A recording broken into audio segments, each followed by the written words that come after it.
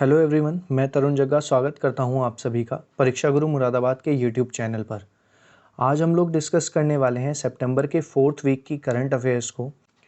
इसमें हम सबसे इम्पोर्टेंट टॉपिक पढ़ने वाले हैं जो कृषि से रिलेटेड अधिनियम पास हुए हैं 3, उनके बारे में हम अच्छे से चर्चा करने वाले हैं कि आखिर वो मुद्दा क्या है और क्यों सरकार के प्रति जनता में, किसानों में रोष उत्पन्न हो रहा है। तो शुरू करते हैं कुछ इम्पोर्टेंट टॉपिक के साथ और धीरे धीरे हम लोग डिस्कस करते जाएंगे इस हफ्ते हुई बहुत ही महत्वपूर्ण घटनाओं को जो एग्जाम के लिए काफ़ी इम्पोर्टेंट है। तो पहले क्वेश्चन के साथ मूव करते हैं। मोक्ष कलश योजना 2020 किस राज्य सरकार ने लॉन्च किया है? कमेंट सेक्शन में आप लोग अपने आंसर दे सकते हैं। कोशिश कीजिए इस क्वेश्चन को करने की। मोक्ष कलश योजना किस राज्य सरकार ने लॉन्च की है? उत्तर है इसका राजस्थान। राजस्थान सरकार ने मोक्ष कलश योजना शुभारंभ किया है। क्या है इस कलश योजना में? सबसे पहले ये जान लें कि भाई इसको राजस्थान के मुख्यमंत्री मिस्टर अशोक गहलोत जी ने अप्रूव किया है, जिसको राजस्थान राज्य सड़क परिवहन निगम की योजना माना गया है। मीन्स राजस्थान राज्य सड़क परिवहन निगम ने इस योजना को मुख्यमंत्री के समक्ष रखा था, जिन्होंने इसको मंजूरी दे दी है। और इस योजना के अंतर्गत परिवार के 2 सदस्य अपने किसी प्रियजन की मृत्यु के उपरांत गंगा में राख विसर्जित करने के लिए यदि जाते हैं तो उन 2 सदस्यों के लिए बस यात्रा मुफ्त होगी हरिद्वार तक। ठीक है, हरिद्वार में गंगा में राख विसर्जित करने के लिए 2 सदस्यों को बस का किराया देने की आवश्यकता नहीं पड़ेगी। राज्य सड़क परिवहन निगम जो है वो इस योजना को चलाने के लिए नोडल एजेंसी मानी जाएगी और इसका खर्च देवस्थान विभाग वहन करेगा, जो राजस्थान में एक डिपार्टमेंट बना हुआ है। ठीक है, आगे अगर बात करें तो आयकर दाता यानी कि इनकम टैक्स जो पे करते हैं और सरकारी कर्मचारी, वो इसके लिए एलिजिबल नहीं है। इन सभी को छोड़कर जो गरीब तबके के लोग हैं यानी कि जो इनकम टैक्स नहीं पे करते हैं और जो गवर्नमेंट एम्प्लॉयज़ नहीं हैं, उनके लिए ही ये योजना चलाई गई है। इसमें क्या होगा कि सोशल डिस्टेंसिंग का पालन रखते हुए 46 पैसेंजर एक बस में यानी कि एक बस चलाई जाएगी, जिसमें 46 यात्रियों के हरिद्वार जाने की अनुमति होगी। और वो यात्री इसी प्रकार के होंगे जो अपने किसी प्रियजन की अस्थि को विसर्जित करने जाना चाहते हैं। राजस्थान के बारे में कुछ जानकारी आप इस प्रकार भी पढ़ेंगे। भाई, जब भी कोई स्टेट का नाम आएगा तो उस स्टेट की आपको कैपिटल, चीफ मिनिस्टर और गवर्नर, तीनों चीज़ें पता होनी चाहिए। राजस्थान को राज्य का दर्जा मिला था 30 मार्च 1949 में। राजधानी है जयपुर, मुख्यमंत्री अशोक गहलोत और राज्यपाल कालराज मिश्रा हैं यहाँ के। भाई, ये आपको ध्यान रखना है। ठीक है, सेकंड इंपॉर्टेंट क्वेश्चन की तरफ मूव करते हैं। बताइए क्या आंसर है इसका। भारत की पहली तटरक्षक एकेडमी कहाँ पर बनाई जा रही है? भारत की पहली तटरक्षक academy, coast guard academy, ICG के नाम से ICG एकेडमी, कर्नाटका में बनाई जा रही है। भाई, भारत की पहली तटरक्षक एकेडमी। कर्नाटका के बारे में कुछ डिटेल अगर हम पढ़ लें इसके बारे में, तो भाई इंडिया की पहली कोस्ट गार्ड जो एकेडमी है वो कर्नाटका के मंगलूर में होगी। मंगलूर जगह का नाम है कर्नाटका में, वहाँ पर स्थापित किया जाएगा। और 158 एकड़ KIADB, Karnataka industrial area development board ने लैंड दी है ICG एकेडमी यानी कि इंडियन कोस्ट गार्ड एकेडमी को स्टेब्लिश करने के लिए। और कर्नाटका के बारे में कुछ जानकारी आप जरूर पढ़ लेंगे कि भाई कैपिटल क्या है, चीफ मिनिस्टर कौन है और गवर्नर कौन है। मैंने यहाँ पर प्लेस छोड़ा है आपके लिए, आप इसको खुद करने की कोशिश कीजिएगा। नेट पर सर्च कीजिए और कमेंट सेक्शन में इन तीनों क्वेश्चन के आंसर मुझे बताइए कि भाई कर्नाटका की कैपिटल क्या है, मुख्यमंत्री कौन है और गवर्नर कौन है। कमेंट सेक्शन में फटाफट इसके आंसर दीजिएगा। नेक्स्ट क्वेश्चन पर मूव करते हैं। The ministry of electronics and information technology, MeitY के नाम से इसको जानते हैं, और नीति आयोग, इन्होंने मिलकर एक मेगा वर्चुअल समिट को ऑर्गेनाइज किया है आर्टिफिशियल इंटेलिजेंस पर, और उसका नाम है रेज 2020। इस रेज में एस क्या है, देखिए डिस्कस करते हैं इसको। रेज में एस है भाई सोशल। रेज की अगर मैं फुल फॉर्म की बात करूं तो देखिए रेज की फुल फॉर्म होती है responsible artificial intelligence, AI short में कह देते हैं इसको। आर रेस्पॉन्सिबल, AI मतलब artificial intelligence for social empowerment, और 2020 रखा गया क्योंकि ये 2020 में आयोजित की जा रही है। प्रधानमंत्री नरेंद्र मोदी इस सम्मेलन का उद्घाटन करेंगे। ठीक है, और ये सम्मेलन 5 अक्टूबर से लेकर 9 अक्टूबर तक चलने वाला है। और इसमें क्या होगा भाई, AI के लिए कि हमारे समाज में कैसे परिवर्तन ला सकता है artificial intelligence, health care sector, education sector, agriculture sector और स्मार्ट मोबिलिटी के जितने भी सेक्टर्स हैं हमारे, इनको एम्पावर करने के लिए यानी कि इनकी सशक्तिकरण के लिए कैसे AI का हम यूज़ कर सकते हैं, इस बारे में इस पर चर्चा होनी है। ठीक है, ये raise 2020 responsible artificial intelligence for social empowerment.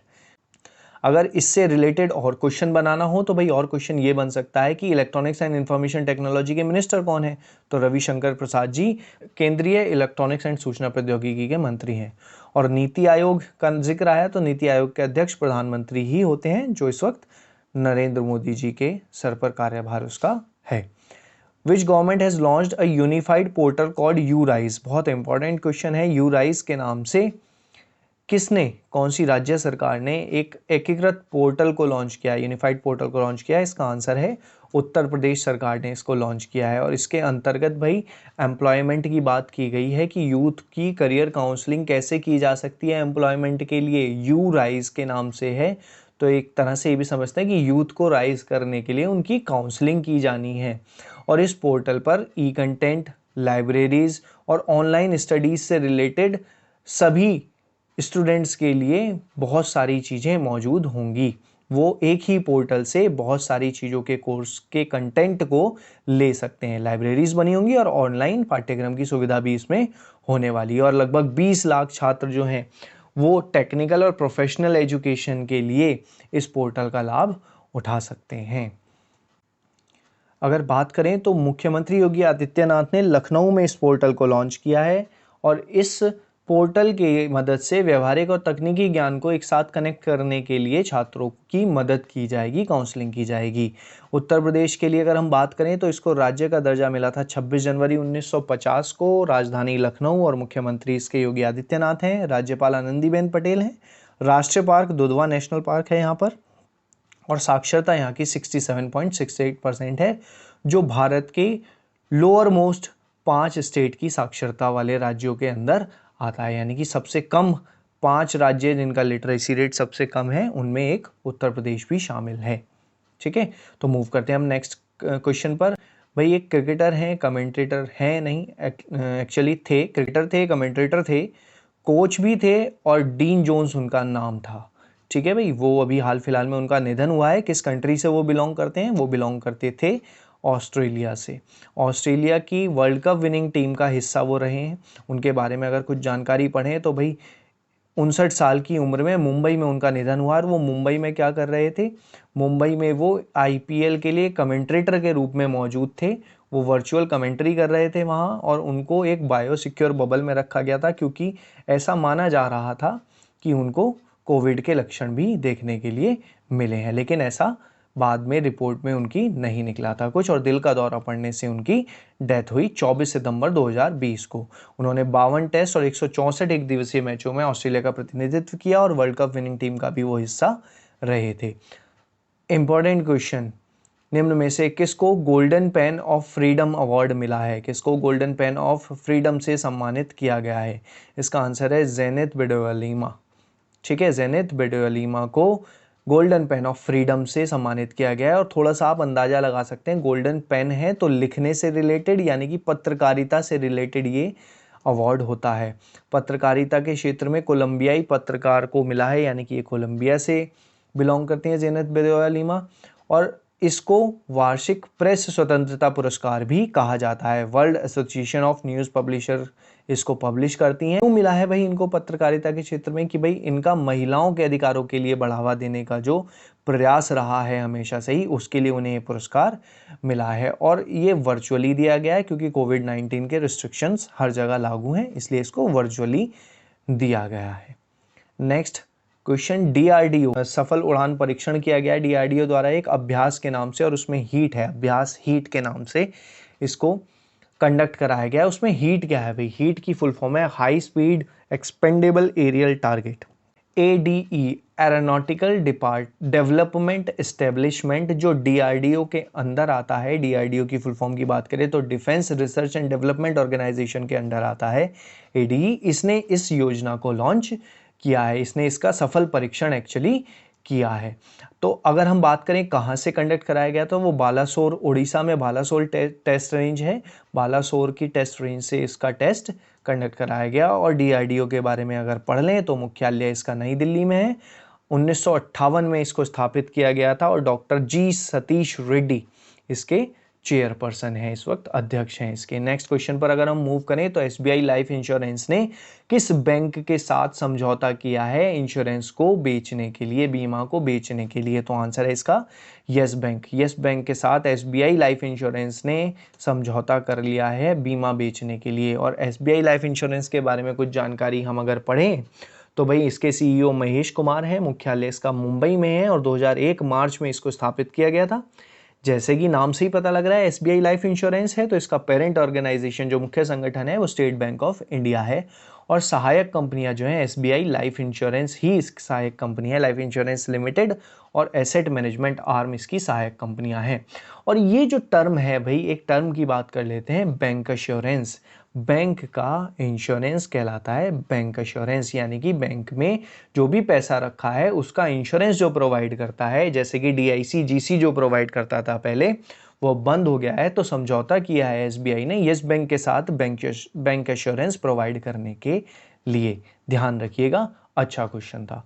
Next question पर मूव करते हैं। केंद्र सरकार ने उड़ान योजना के तहत छत्तीसगढ़ में हवाई अड्डे के एक्चुअली अपग्रेडेशन के लिए कुछ धनराशि आवंटित की है, और वो धनराशि कितनी है ये पूछा है। उड़ान योजना एक्चुअल में एयरपोर्ट के अपग्रेडेशन के लिए बनाई गई है, और देखिए कितनी राशि दी गई है, 108 करोड़ रुपए दिए गए हैं। 108 करोड़ रुपए उड़ान योजना के तहत छत्तीसगढ़ को दिए गए हैं, और वो किस रूप में दिए गए हैं कि भाई 48 करोड़ तो जगदलपुर के लिए दिए गए हैं, 27 करोड़ अंबिकापुर के लिए और 33 करोड़ बिलासपुर के लिए दिया गया है। इस तरह से ये 108 करोड़ रुपए 3 जगह के एयरपोर्ट के लिए छत्तीसगढ़ में दिए गए हैं। तो ये भी ध्यान रखिएगा कि 3 एयरपोर्ट्स के लिए दिए गए हैं। और उड़ान की अगर फुल फॉर्म की बात करें तो उड़े देश का आम नागरिक उड़ान योजना, इसको एक थीम लाइन या एक टैग लाइन के रूप में भी आप जान सकते हैं। और ये एक इम्पॉर्टेंट पॉइंट है कि भाई ये RCS है। RCS मतलब रीजनल कनेक्टिविटी स्कीम है ये उड़ान, यानी कि एक स्कीम का नाम है उड़ान, जो रीजनली कनेक्ट करती है कुछ स्टेट्स को, कुछ सिटीज़ को। ठीक है। मिनिस्ट्री ऑफ सिविल एविएशन, जाहिर सी बात है, सिविल एविएशन मतलब उड्डयन मंत्रालय जो है वही इसको देख रहा होगा। और कौन मंत्री है उड्डयन मंत्रालय के? हरदीप सिंह पुरी इस वक्त नागरिक उड्डयन मंत्री के पद पर आसीन है, हरदीप सिंह पुरी। नेक्स्ट क्वेश्चन को अगर हम देखें तो एयरबस द्वारा दुनिया का सबसे पहला हाइड्रोजन विमान किस वर्ष लॉन्च किया जाएगा? इसका आंसर है 2035, यानी कि हाइड्रोजन से चलने वाला एयरक्राफ्ट, कमर्शियल एयरक्राफ्ट 2035 तक एयरबस लॉन्च कर देगा। ठीक है। एयरबस एक एविएशन कंपनी है जिसने जीरो एमिशन के कमर्शियल एयरक्राफ्ट के कॉन्सेप्ट को लाया है, और वो 3 बेसिस पर वर्क करेगी। पहला होगा टर्बोफैन डिज़ाइन कर वो एमिशन को ज़ीरो करने की कोशिश करेगी, ब्लेंडेड विंग बॉडी डिज़ाइन के अंतर्गत और टर्बोप्रॉप डिज़ाइन के अंतर्गत, यानी कि ये 3 चेंजेस कर अपने एयरक्राफ्ट्स में वो ज़ीरो एमिशन कमर्शियल एयरक्राफ्ट को लॉन्च करने वाली है इन 3 कॉन्सेप्ट्स के ऊपर। और एयरक्राफ्ट 2035 से सेवा में लाने की पूरी कोशिश रहेगी। International coastal clean up day 2020 किस डेट को मनाया गया? कोस्टल क्लीन अप डे बताइए क्या डेट है? 19 सितंबर। 19 सितंबर को कोस्टल क्लीन अप डे मनाया जाता है। इसमें क्या होता है भी देखिए जरा कि जो कोस्टल एरिया होते हैं, तट होती हैं, तटरेखाएं होती हैं, उनकी सफाई के रूप में इसको मनाया जाता है। और ये सितंबर के तीसरे शनिवार को आयोजित किया जाता है मोस्टली, जो इस साल 19 सितंबर को आयोजित किया गया 2020 में। ठीक है। इसकी थीम थी achieving a trash free coastline, यानी कि कोस्ट लाइन पर जो ट्रैश, कूड़ा इकट्ठा होता है, कचरा इकट्ठा होता है, वो किसी न किसी तरह से इम्पैक्ट करता है महासागर में या समुद्र के अंदर जो भी हमारी प्रजातियां हैं उनकी लाइफ को, ओशन लाइफ को किसी ना किसी तरह से इम्पैक्ट करता है। तो उसकी बचाव के लिए, उस कोस्ट लाइन को क्लीन रखने के लिए ही इसकी थीम का आयोजन, मतलब इस दिन का आयोजन किया जाता है। और ये दिन 1986 से मनाया जा रहा है। ठीक है। नेक्स्ट क्वेश्चन की अगर हम बात करें तो इंटरनेशनल डे ऑफ पीस या वर्ल्ड पीस डे कब मनाया जाता है? 21 सितंबर को मनाया जाता है।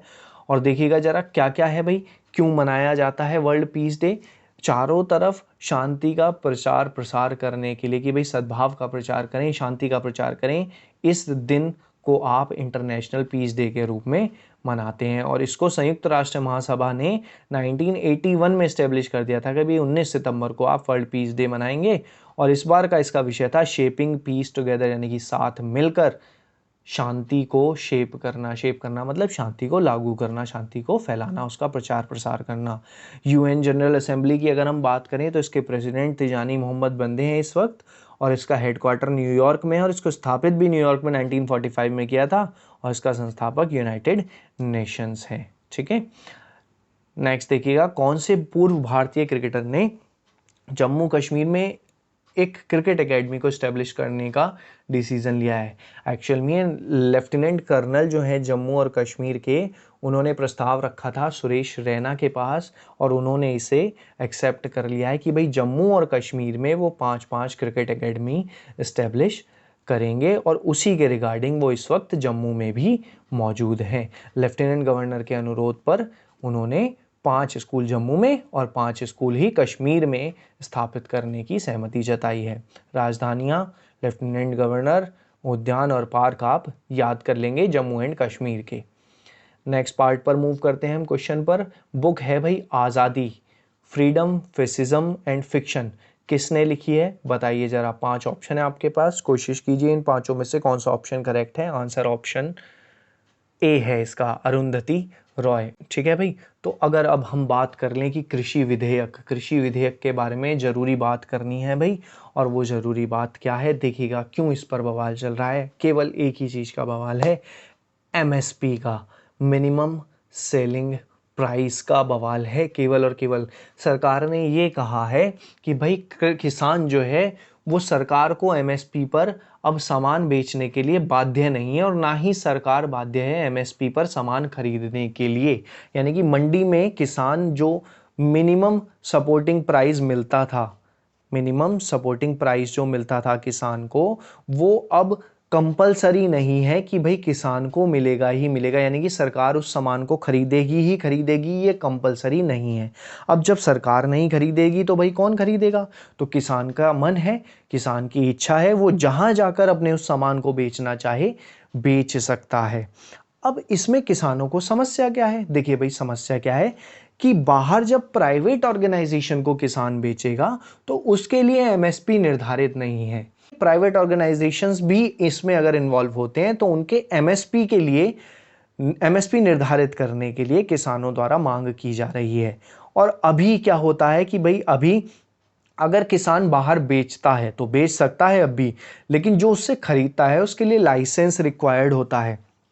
और अब ये 3 अधिनियम, ये 3 विधेयक आने के बाद लाइसेंस रिक्वायर्ड नहीं होगा। कोई भी प्राइवेट फर्म किसान से डायरेक्टली कांटेक्ट कर कर खरीद सकती है उसके अनाज को या अन्य सेवाओं को ले सकती है। इसको कहा जाता है कॉन्ट्रैक्ट फार्मिंग।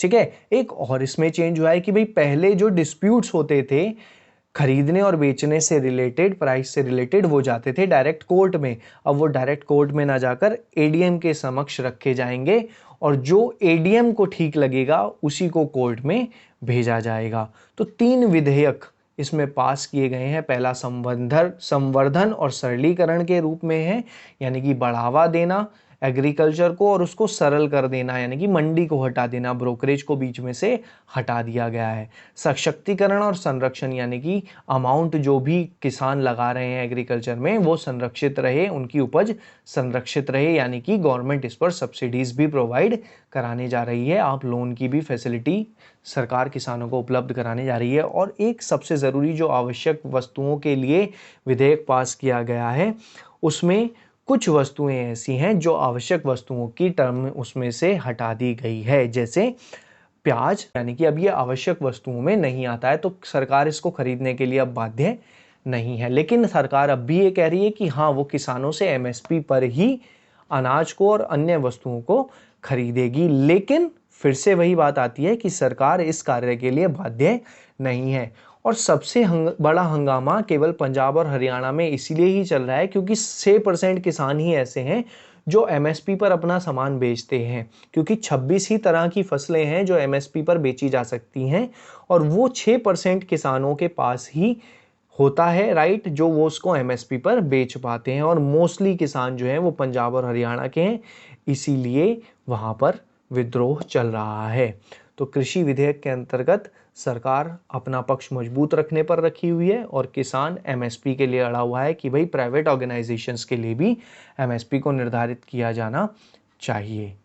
उम्मीद करता हूं आपको आज की वीडियो में कुछ इंपॉर्टेंट पार्ट मिला होगा, कुछ क्वेश्चन समझ में आए होंगे, कुछ डाउट क्लियर हुए होंगे। बने रहिएगा परीक्षा गुरु मुरादाबाद के साथ। वीडियो को ज़्यादा से ज़्यादा लोगों तक शेयर कीजिए और लाइक कीजिए। Thank you so much.